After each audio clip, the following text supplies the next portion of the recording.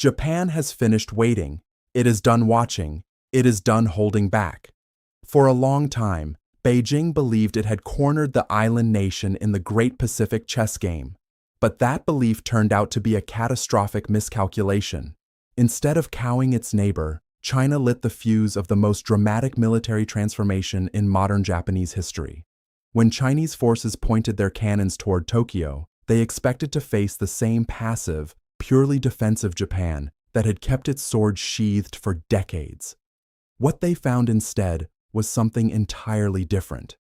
A Japan that had quietly, methodically, and with stunning precision built a war machine unlike anything the region has seen since the end of the Second World War. A Japan that now speaks the language of power. A Japan that is no longer asking for permission. Here is what is truly staggering. In a single month, March of 2026, Japan and the United States executed a series of moves so sweeping, so coordinated, and so historically significant that Beijing's entire Pacific strategy has been thrown into disarray.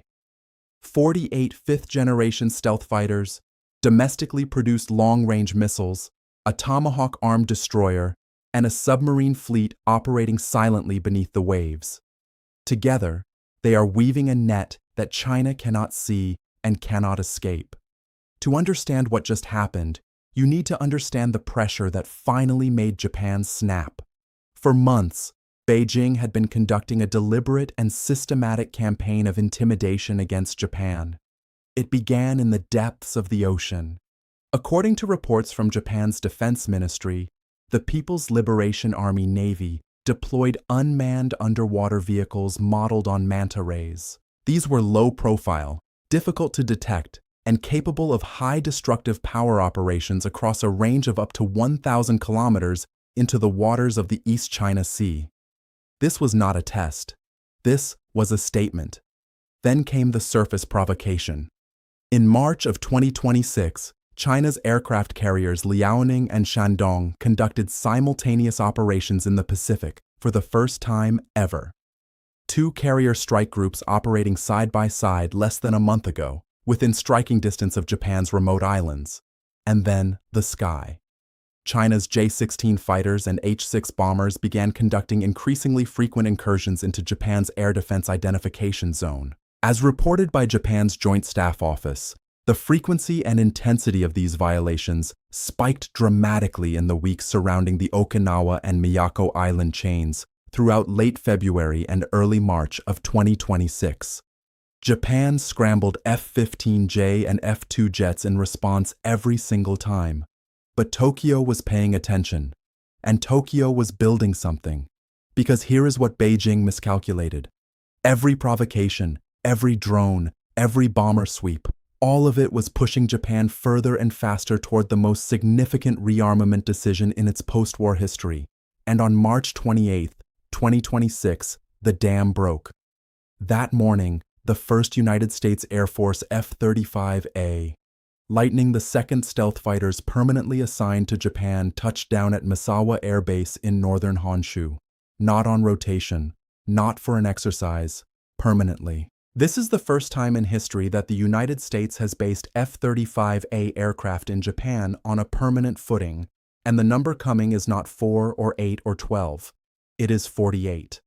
As confirmed by the United States Air Force, the 48 F-35s are being assigned to the 35th Fighter Wing's 13th Fighter Squadron, replacing 36 aging F-16C and D Block 50 jets. This represents the most significant fifth-generation surge in the Pacific Theater's history. And it is happening right now. Let us talk about why Misawa matters so much that China's generals are losing sleep over it. Misawa Air Base sits at the northern tip of Honshu Island, facing the Pacific. It is positioned directly within what strategists call the first island chain, the critical defensive and offensive perimeter that runs from the Japanese archipelago down through Taiwan and the Philippines, effectively encircling the Chinese coastline. The base lies within operational range of Russia's Pacific coastal assets, the Kuril Islands, North Korea, and multiple strategic Chinese naval targets. Qingdao, Yantai, and Sanya, the home ports of China's carrier groups and nuclear submarines, are all within the combat radius of an F-35A operating from Misawa with aerial refueling. This is not a coincidence. This is geometry. Deliberate, lethal geometry. Now, let us talk about what the F-35A actually brings to that geometry, because this aircraft is not just a fighter. It is a flying command center. The F-35A is powered by an engine capable of Mach 1.6 with a combat radius exceeding 590 nautical miles on internal fuel alone. It carries one of the most advanced airborne sensor suites ever built, along with a distributed aperture system that gives pilots full 360-degree situational awareness around the aircraft in real time. For weapons, the standard internal stealth configuration includes 2 air-to-air missiles and 2 precision-guided bombs. Against hardened targets or maritime assets, the F-35A can carry a strike missile internally, stealthy, with a range of approximately 550 kilometers, capable of navigating complex terrain and striking ships or land targets with pinpoint accuracy. But the most dangerous thing about the F-35A is not any single weapon. It is what the commander of the 13th Fighter Squadron described at the March arrival ceremony. As he told reporters, the F-35 was built from the ground up as a sensor platform. Where older aircraft carried bolt-on sensors and weapons, the F-35 is a fully integrated information warfare machine. It processes data from satellites, ships, ground-based radars, and other aircraft simultaneously, fusing it into a single, coherent operational picture for the pilot. For China's integrated air defense network, its radar systems, its destroyers, its shore-based long-range sensors, the F-35A is essentially a ghost. The aircraft's radar cross-section is compared to a golf ball. China's systems may detect a formation of aircraft, but they cannot reliably track and lock a formation of F-35s. By the time a threat is identified, the missiles are already in the air.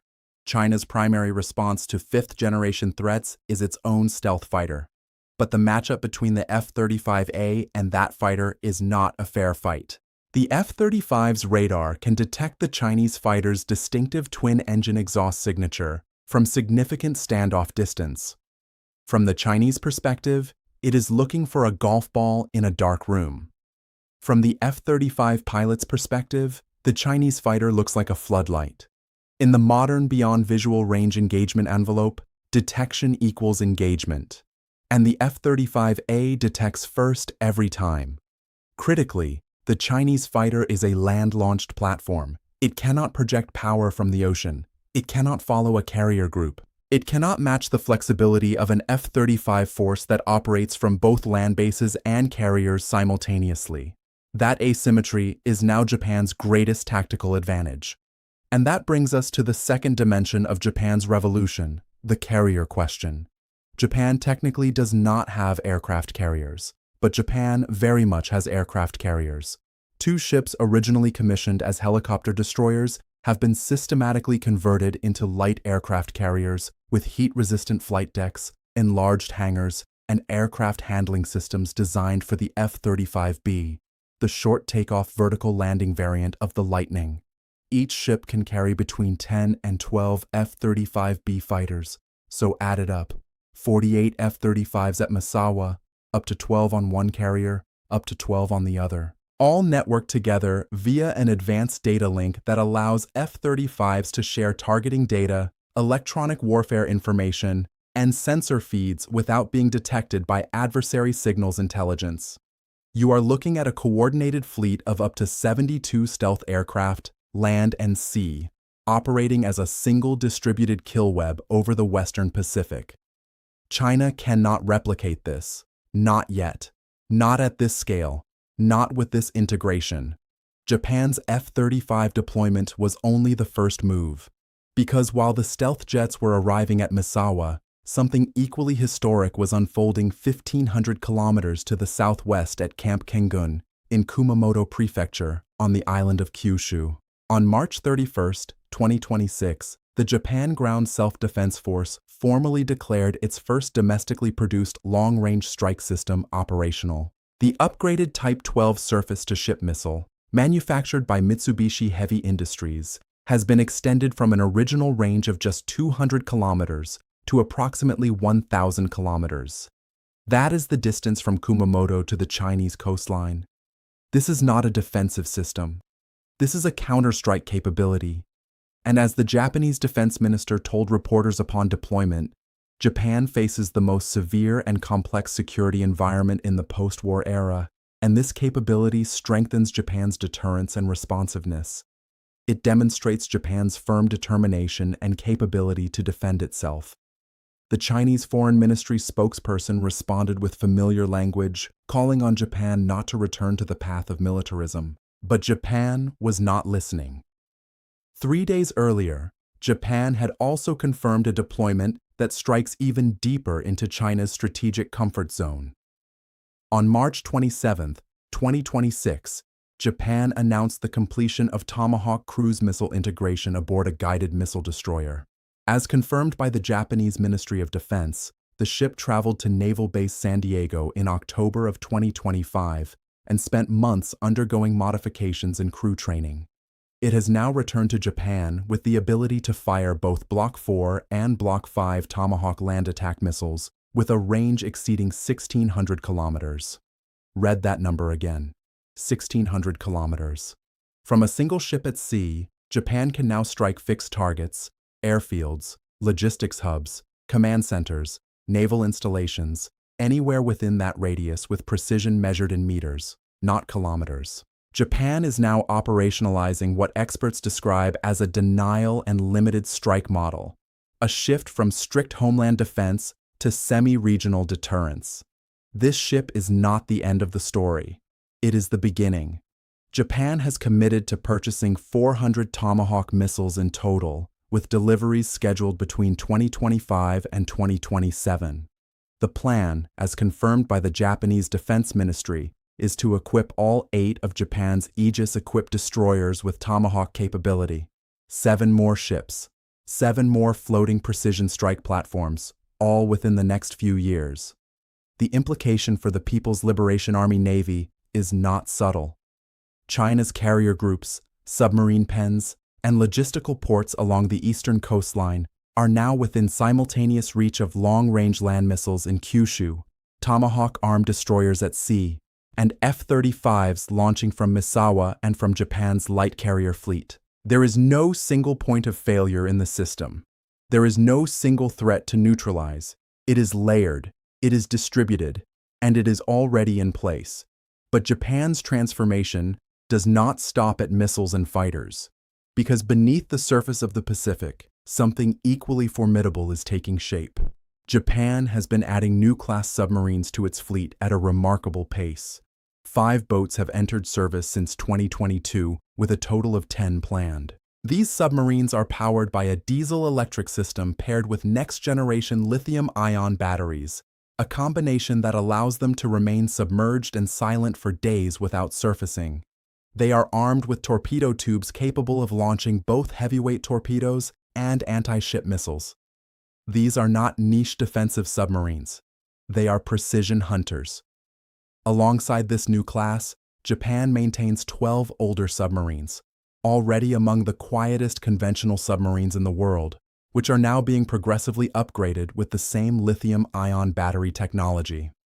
The combined effect is a silent fleet of unprecedented endurance and lethality, operating beneath the sea lanes China depends on for energy and trade.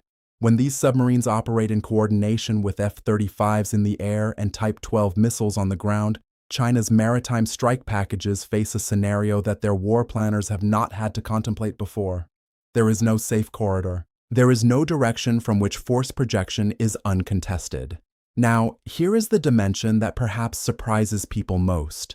This is not just about China. Russia is watching these developments with a level of concern that matches anything felt in Beijing. And in some ways, Moscow's strategic problem is even more acute. The Russian Pacific Fleet headquarters and the missile batteries deployed to the Kuril Islands, those remote territories that Russia controls but Japan claims, were designed to project Russian power over Japan from the north. creating a pincer effect with China's pressure from the west and south. That strategy is now in serious trouble. Misawa Air Base, where the 48 F-35s are permanently stationed, sits geographically close to the Kuril Islands and the Russian Pacific coastline. Russia's Su-35 fighters, which Moscow has relied upon for air superiority in the region, feature excellent maneuverability. But against the F-35's sensor fusion, stealth, and beyond visual range weapons, maneuverability is not the deciding factor. A pilot patrolling in what appears to be clear airspace may already be locked on a display screen he cannot see from hundreds of kilometers away. Russia's strategic bomber patrols now face a fundamentally different threat environment than they did 12 months ago. Japan has, in effect, extended a steel curtain from north to south, from the Kuril Islands and the Sea of Japan in the north, down through the first island chain, all the way to the Ryukyu Islands in the south, where anti-ship missile batteries have already been deployed. Japan has constructed a missile archipelago, a chain of overlapping coverage zones where every Chinese or Russian asset that enters can be tracked, targeted, and engaged. This is not the Japan that existed 5 years ago. This is not even the Japan that existed 2 years ago. Let us step back and take the full picture in, because it is genuinely extraordinary.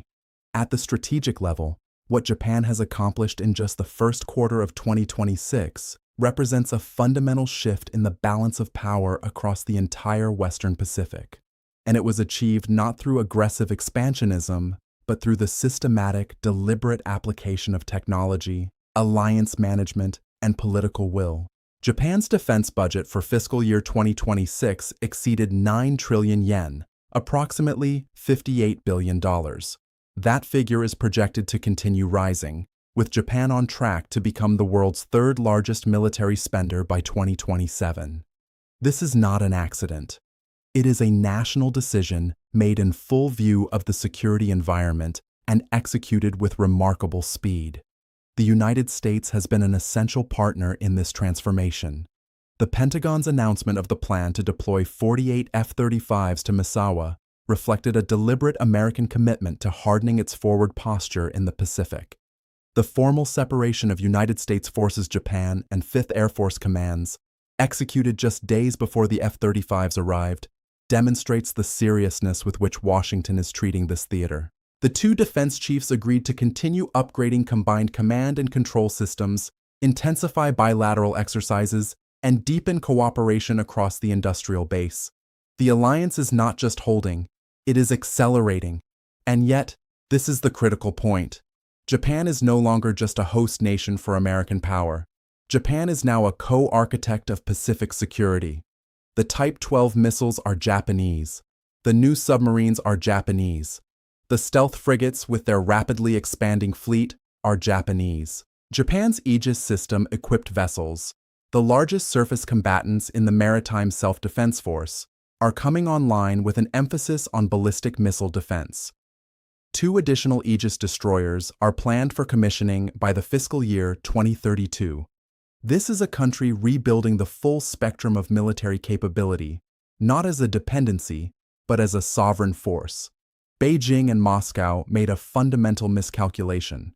They spent years calculating the risks of American intervention in a Pacific conflict, factoring in distance, political will, logistics, and the complexities of bringing American power to bear from tens of thousands of kilometers away. That was, for a long time, a reasonable gamble. Today, it is a dangerous delusion because the force standing at China's eastern door is not American. It is Japanese. Armed with American weapons? Yes. Integrated with American intelligence and targeting systems? Yes. But Japanese in character? Japanese in command? Japanese in doctrine? And operating from Japanese soil? There is no calculation of whether Washington will come to the rescue. Tokyo is already there. Tokyo has always been there. And now, Tokyo has the teeth to prove it. The Chinese Foreign Ministry can issue statements about Japan's commitments to peaceful development. The Russian Pacific Fleet can conduct its demonstration patrols. But the operational reality speaks louder than any statement. F-35s are on the runway at Misawa. Type 12 missiles are operational at Camp Kengun. The Tomahawk armed destroyer can strike targets 1,600 kilometers away. The silent submarines are already at sea, and this is only the beginning. Japan still has multiple next steps in its rearmament roadmap, including the full rollout of Tomahawk capability to all 8 Aegis destroyers, the development and deployment of hypersonic glide vehicles, the expansion of the F-35 fleet to its planned total, and the potential future integration of even more advanced systems.